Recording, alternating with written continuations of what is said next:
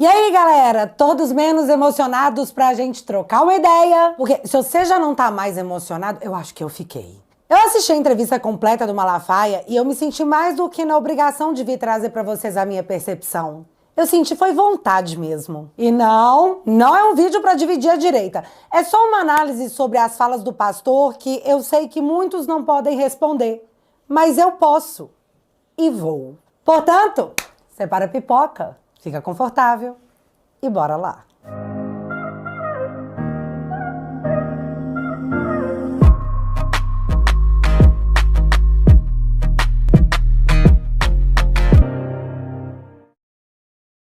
Sem enrolação, tema único. Nessa terça-feira eu acordei lendo a seguinte matéria. Malafaia diz que Bolsonaro é covarde, omisso e questiona: que porcaria de líder é esse? Pastor afirma que dubiedade de ex-presidente nas eleições de São Paulo e de Curitiba foi uma vergonha.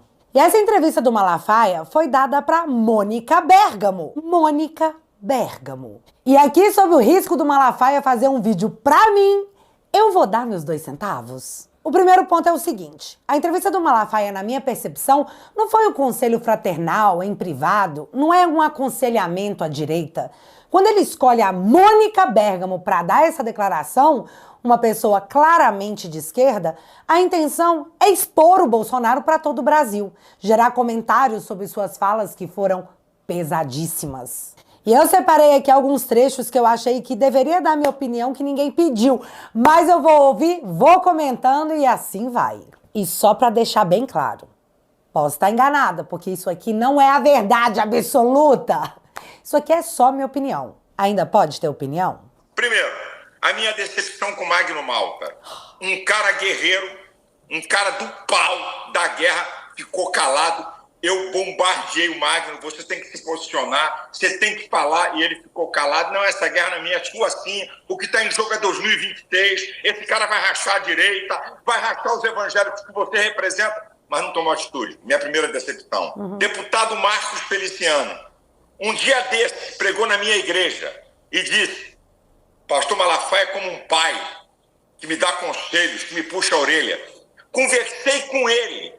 Detalhei quem é Pablo Marçal. E esse cara faz um vídeo tentando me desmerecer e apoiando o Pablo Marçal. Então, essa é a segunda decepção na ordem de grandeza.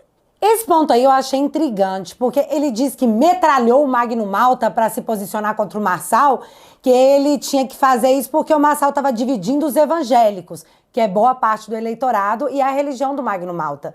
Mas aí, nessa entrevista, ele vai expor quem? O Magno Malta, que é da igreja, que não deveria ser dividida. Mesma coisa com Feliciano, que, como ele disse, pregou na igreja do Malafaia. Aí ele manda o Feliciano se posicionar contra o Marçal, o Feliciano não obedece, se posiciona a favor, já pedindo desculpas aos líderes evangélicos, dizendo que ele respeita demais essas pessoas, mas que ele queria apenas ter a sua opinião respeitada. Só que o Malafaia disse que a opinião do Feliciano era uma tentativa de desmerecê-lo. E ali ele colocou como se a discordância respeitosa do Feliciano fosse um ataque pessoal, uma tentativa de desmerecê-lo. E eu tô falando isso porque foi minha percepção, tá? Não foi pra defender o Feliciano, não, porque eu acho que ele nem gosta de mim, já que ele me bloqueou e já tem bastante tempo. Mas vamos pro próximo ponto, e eu editei esse áudio pegando os trechos que eu queria comentar, porque ninguém merece ouvir a parte toda. Teve uma atitude de politiqueiro velho, e eu vou te provar. Número 1, eu não sou do PL. Eu apoio quem eu quero. Eu sou livre. Agora, ele não. O Nicolas. Ele pertence ao PL. Ele, no mínimo, boca fechada, porque o líder dele está me apoiando, o Nunes.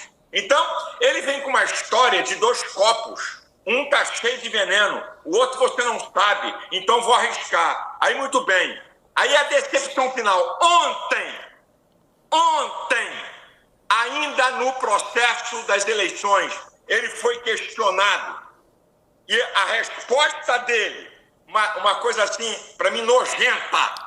Qual foi a resposta do Nicolas? Qual? Não, se o Pablo Marçal mentiu ou está errado, que pague. Ontem, depois da polícia mostrar que o documento é falso, e aí ele piora. Outros aí também tem que ser incriminados, como o Janones que mentiu, existe uma diferença, tá? No Código Penal. Então, ele, ontem, no processo eleitoral, querer disfarçar para proteger esse bandido que merece a cadeia, decepção total. Usou a politicagem velha para proteger quem é povo. Não teve a dignidade. Eu mandei para ele. Eu mandei para ele um banner. Nicolas, eu estou falando como pastor, como um cara que tem idade para ser seu pai. Você é um cristão. A tua consciência foi informada de que esse cara é um canalha. Faça um vídeo e retire o apoio dele. Você vai crescer. Não deu nem pelota. Essa é a terceira. Essa fala sobre o Nicolas, eu dividi em 2 pontos. E o primeiro é que ele deixa claro que ele ligou pro Nicolas com viés de autoridade. Tipo, eu tô te ligando como pastor. Eu, detentor da sabedoria, tô te dizendo o que você tem que fazer. E se você não fez, toma aí mais um ataque. Que é isso, gente? Olha, eu sou evangélica e eu ouço o que o pastor fala, eu ouço o conselho, mas a decisão do que fazer com isso é minha. Não existe ou não deveria existir essa subserviência religiosa. Palavra de pastor não é lei. Lei é só a palavra de Deus. Aliás, como a gente está no Brasil, né, a palavra do Alexandre também é lei, né? E eu me recuso a acreditar. Bom, na verdade, eu realmente acho que não é assim que funciona nas igrejas. O pastor não vai me ligar, te pedir algo ou dar o conselho, e caso você não aceite, você vai ser atacado na comunidade. Nicolas não é traidor. O Nicolas é uma força política que deve e é leal ao Bolsonaro desde sempre. Não tem nada que ele faça que ele não fale antes com o presidente. E esse apoio não começou ontem. Em 2016, você sabe onde que o Nicolas estava? Pois é, apoiando o Bolsonaro. Já o pastor Malafaia estava aqui em 2018. Olha só, Malafaia desgostar da ideia de João Dória para presidente. Ia fazer um bem danado. Mas eu acredito que o pastor realmente enxergou que o Bolsonaro era a direita do Brasil e resolveu apoiar o Bolsonaro de coração. Glória a Deus por isso. Só que o pastor viu isso aí depois do Nicolas. Então nessa aí me conta, quem é que teve melhor visão política? Quem é o aliado de primeira hora quando tudo era mato? Quem? Nicolas traidor. Pra mim isso é conversa de maluco. Aí eu disse que eu ia dividir em 2 pontos a crítica ao Nicolas, porque ele disse uma coisa pra atacar o Nicolas, mas depois pra atacar o Bolsonaro, ele diz outra. Eu cortei os 2 momentos pra vocês identificarem, então presta atenção. Número 1, eu não sou do PL. Eu apoio quem eu quero. Eu sou livre. Agora ele não. Ele pertence ao PL. Ele, no mínimo, boca fechada, porque o líder dele estava apoiando o Nunes. Entendeu, né? Porque o líder dele estava apoiando o Nunes. Agora olha a outra parte. Seguinte mensagem. Eu não sou confiável. Quem é que vai fazer aliança com um cara que não é confiável? O que ele fez em São Paulo e no Paraná é uma vergonha. Em São Paulo, em cima do muro. Peraí. Ele tá decepcionado com o Nicolas porque ele não se posicionou diretamente contra o Marçal, dizendo que ele era do PL e tinha que seguir o líder dele, que é o Bolsonaro, porque o Valdemar não é líder de ninguém, que tava apoiando o Nunes. Mas para atacar o Bolsonaro, ele disse que ele não se manifestou e que foi uma vergonha ele ficar em cima do muro. Vamos decidir isso aí, né? E mais, eu ainda ouço o silêncio ensurdecedor do apoio à ramagem no Rio de Janeiro. Em cima do muro só não pode ficar em São Paulo, certo? Pois é, parece que tá certo e isso eu não entendi. O próximo ponto, quando eu ouvi, eu fiquei tipo, é sério isso? Paraná, ele tem candidato a vice numa chapa e declarou, olha, a mulher lá pode usar meu nome, finalizou duplamente. Gente, isso não é papel de um líder da direita de nível maior. Só pra constar, a mulher lá é a Cristina Grêmio. Faz o C de Cris. Então, qual é a conclusão? Em Curitiba, a esquerda foi chutada e ficaram para o segundo turno 2 candidatos que se colocam à direita. Então, oh meu Deus, como assim teremos o segundo turno só de direita em Curitiba? Como que o Bolsonaro me dá uma dessa? Deixar pessoas decidirem entre 2 candidatos anti-PT? Pois é, não entendi. Uma vaga do segundo turno tinha que ser da esquerda? 2 da direita pro povo decidir é ruim? Como eu disse, eu não sou a dona da verdade que diz o que vocês têm que fazer ou pensar.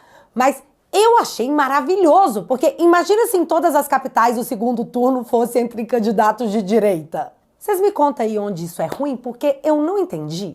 Próximo ponto. Eu desafio, entra nas redes de Bolsonaro e dos filhos dele. Entra na rede. Não tem uma palavra sobre São Paulo. É como se a eleição de São Paulo não existisse. Que porcaria de líder é esse?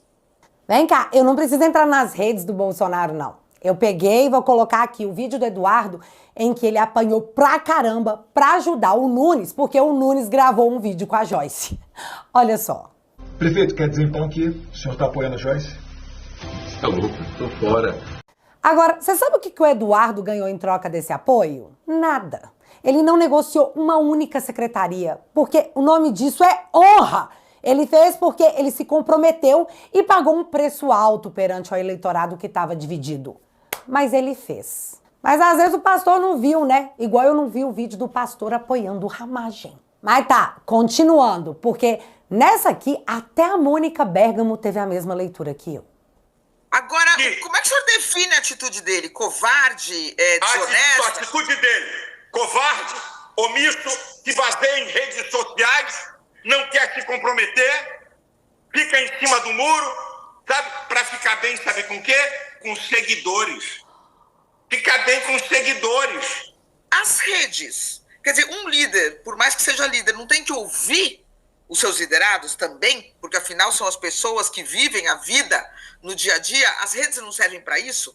Olha, o líder pode ouvir, mas ele não pode basear suas decisões pela opinião da maioria ou da minoria.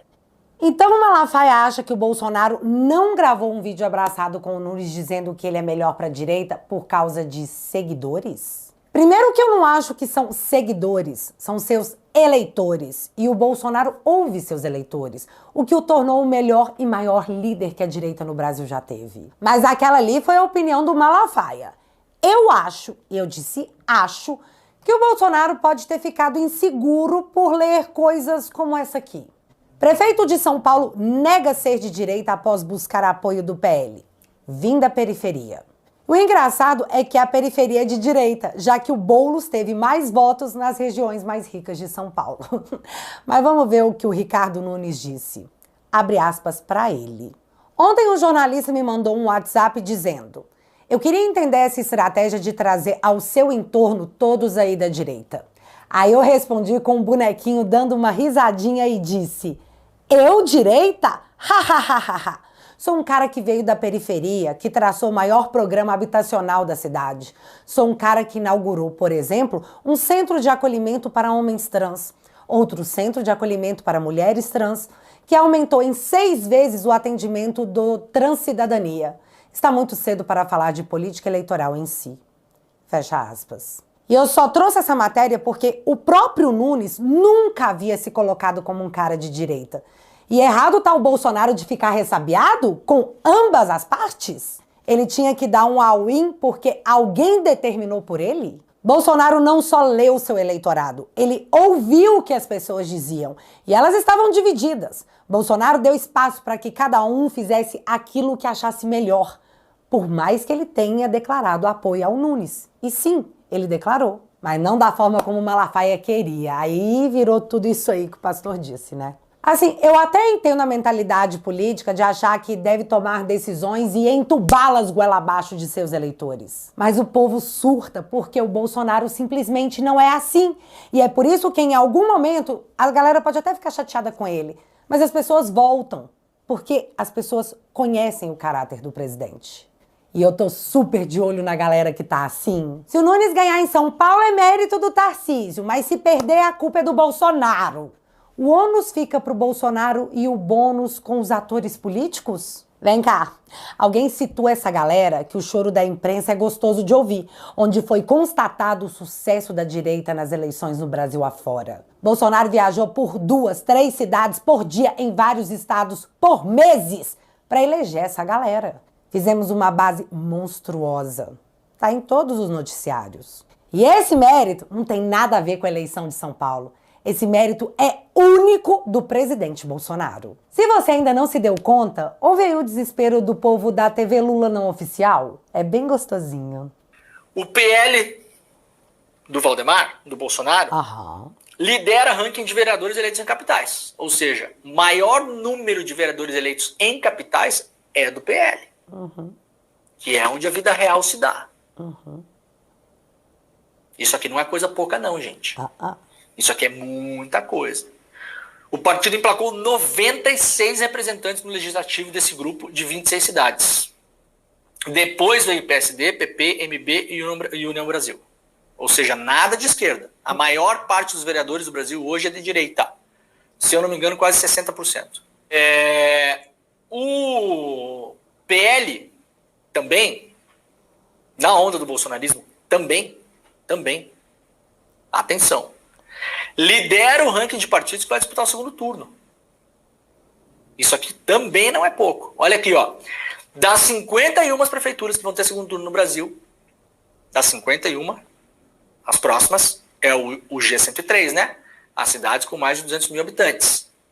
Dessas, metade já decidiu, metade vai decidir no segundo turno. Das 51 disputadas, que vai ter 23, ou seja, metade das que ainda falta disputar o segundo turno, quase metade, né? Quase ali, tem candidato do PL do Bolsonaro e o candidato lidera. Isso aqui é uma vitória acachapante. Por quê? Porque aqui está o maior número de brasileiros. Então esquece um pouco o tamanho do partido do Kassab, porque pega também muita prefeitura pequena de interior. Aqui é onde está o povo. Aqui nessas cidades é onde está o povo. E nessas cidades, o PL do Bolsonaro já ganhou várias no primeiro turno. Se eu não me engano, foram 10. O PL é o partido com mais presença no segundo turno. A sigla vai participar de 23 das 51 em disputa no próximo turno, no segundo turno. Nas últimas municipais, o PL não estava nem no top 3 de partidos que avançaram para a segunda etapa, para o segundo turno. A liderança era do PT, que esteve em 15 dos 57 duelos. Em seguida, o PSDB, que estava em 14 municípios disputando o segundo turno, hoje não está em nenhum, 0. E aí, já que o povo da esquerda fez a gentileza de desenhar que nós varremos o Brasil com o Bolsonaro, eu sou obrigada a lembrar que se o Bolsonaro tivesse forçado o dedo um pouquinho na balança, para um lado ou para o outro, a história seria outra. Então, até quando ele fica mais distante, o peso que o Bolsonaro tem é arrebatador. Portanto, nem faz sentido chamar de covarde ou de omisso o cara que criou a maior base eleitoral do Brasil praticamente sozinho. E isso tudo sem ter que tratar o seu eleitorado como gado. Mas deixa eu voltar na entrevista do Malafaia. E, gente, essa parte aqui me cortou o coração. E eu também cortei as partes que eu queria trazer, porque, de novo, ninguém merece. Eu não posso, porque faz parte da intimidade, certo? Eu não posso mostrar conversas, porque eu seria leviano. Mas eu vou dizer para você, ele estava chorando depressivo em Mambucaba, perto de ser preso. Liguei para ele e falei, vai ficar chorando aí? Vamos pra rua, cara. Ele chorou 5 minutos comigo no telefone, antes de abrir a boca. Não visou como eu tô com você. Falei, não. Porque com medo de ser preso? Hã? Medo de ser preso? Não é medo. Eu tô dizendo, ele estava depressivo porque as pessoas em volta dele foram tudo presas. E ele estava na iminência de ser, ele estava depressivo, angustiado. Eu falei, vai ficar aí chorando em Mambucaba? Vamos pra rua. Velho, Bolsonaro triste, assistindo todas as injustiças e o avanço da democracia em cima das pessoas que estavam com ele, assistindo a injustiça. Em momento de tristeza, desabafa com um líder religioso. Chora pelos presos políticos, como qualquer ser humano faria em seu momento de intimidade, em um desabafo com um líder religioso. E isso é usado, esse momento de intimidade, para colocar no presidente a pecha de, sei lá, de fraco. Ainda bem que o Bolsonaro sentiu todos esses acontecimentos. Eu ficaria chocada se o Malafaia dissesse que ele estava firme e forte. Porque isso mostra que ele não estava nem aí para os presos políticos e que, como todos nós, isso atinge. Mas usar isso para tentar mostrar fraqueza quando foi um desabafo íntimo, no momento em que o presidente confiava esse desabafo, cara, para que fazer isso? E sobre esse assunto, eu vou parar por aqui. Eu esqueci de recortar uma parte em que o Malafaia diz que o Marçal não é confiável porque bate no Bolsonaro, depois elogia. Bate no Bolsonaro, depois elogia. Mas então, foi o que eu vi o Malafaia fazer no vídeo de hoje. Chamar o presidente de inúmeras coisas e depois dizer: ai, ele é o líder que eu respeito, com muita gasolina ainda pra queimar. E dito isso, fico eu de novo. Ué? Ah, quase que eu esqueço. Um outro ponto. O Malafaia disse na entrevista que calúnia e injúria não leva ninguém pra cadeia e por isso não dava pra comparar o Marçal com o Janones, que em período eleitoral disse que o Bolsonaro era pedo. Então, pastor, fala isso pro Monark, já que ele foi condenado à cadeia porque chamou o ministro de gordola. Acho que ele não tá sabendo que isso é crime de menor potencial que não dá cadeia. Vale a pena contar pra ele, né? E comentados todos esses pontos, eu tenho muita humildade em reconhecer que o Malafaia encabeçou sim a campanha pela liberdade do Brasil e os presos políticos, que pra mim é uma pauta muito cara. Que ele fala diretamente com o imperador Alexandre no microfone pra todos ouvirem, isso eu sou testemunha. Sou testemunha e sou grata por isso, em nome de todos que anseiam por liberdade e a verdadeira democracia no Brasil. Além disso, entre Nunes e Boulos, bom, não seja bobos. Se fosse o cachorro caramelo no lugar do Nunes, era no cachorro caramelo que a gente deveria ir. Porque, galera, do outro lado é o Boulos. Que isso fique claro. Do outro lado é o Boulos. Mas, enfim, o próprio Malafaia, após a entrevista e uma enxurrada de críticas, foi até o seu Instagram postar: verdade, leia ou assista a entrevista e não a manchete. Sou aliado de Bolsonaro, não alienado ou bolsominion.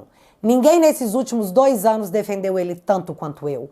Apoio o Bolsonaro porque ele tem história. Sou livre para criticar e elogiar, defender e não defender a hora que eu quiser. Tenho moral para isso. Então eu faço minhas as palavras do Malafaia. Eu também sou livre para falar o que eu quiser e após ouvir toda essa entrevista, a conclusão que eu cheguei é que de fato o Malafaia é livre para fazer tudo isso. Só o Nicolas, o Magno Malta, o Feliciano, o Bolsonaro e qualquer outro que discordar do Malafaia e não acatar os seus conselhos, não é. A repercussão a essa entrevista do Malafaia tá péssima, mas não pro Bolsonaro. Tá péssima para todos que estão tentando construir esse projeto de direita sem o presidente. Ah, eu já aviso de antemão. Não vai rolar, Kassab. E esse é um conselho que é de graça, mas que você deveria guardar no coração, já que em São Paulo, o Kassab vai estar pedindo os votos para a direita, no Nunes, só que em Belo Horizonte vai estar contando com os votos da esquerda para derrotar no segundo turno o Bruno Engler, candidato do Bolsonaro. Vamos ver como que ele vai sair dessa em seu anunciado plano para unir a direita não extremista.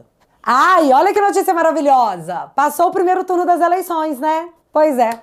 Agora o Alexandre manda o Twitter voltar ao Brasil. Só mais uma coincidência do universo.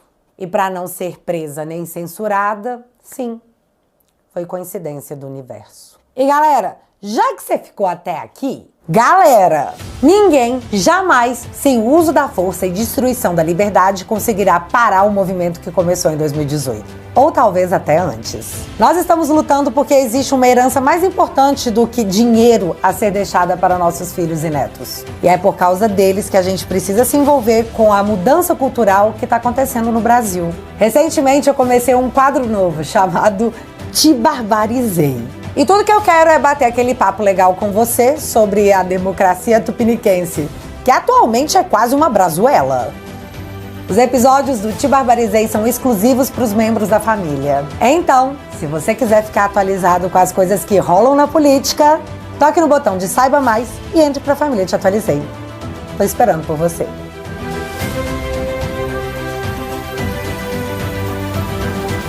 Para você que ainda não manja muito o porquê nós temos horror do comunismo, tem uma série legal sobre as revoluções vermelhas e nos próximos dias sai o episódio da Venezuela. Tudo com todo o humor possível para você entender o que nós não vamos deixar acontecer aqui e o porquê a luta é grande. Assinando teatualizei.app, você me financia e financia também a minha defesa, já que essa semana chegou mais um processo, agora do PT, porque eu publiquei assim em cima de uma matéria do R7. Não posso comentar sobre PT e PCC, senão o Lula me processa e a justiça acata. E aí você acredita que eu fui processada? Juro! Juro, fui processada porque eu falei que eu não podia comentar. Mas não vai ficar sem defesa esse assédio jurídico, porque você sabe quando nós vamos parar? Nunca. Se você quiser e puder dar essa moral, o link tá fixado aqui no primeiro comentário e desde já, muito obrigada. Mas agora eu quero saber de vocês. Nessa treta toda, qual a sua opinião? De que lado você tá? Me conta aqui nos comentários que eu quero saber. Se você ainda não é inscrito aqui no meu canal, meu amigo, se inscreve e deixa seu like, porque você já sabe. Acontecendo alguma coisa de relevante ou irrelevante, a gente volta. Beijos, galera! Fui!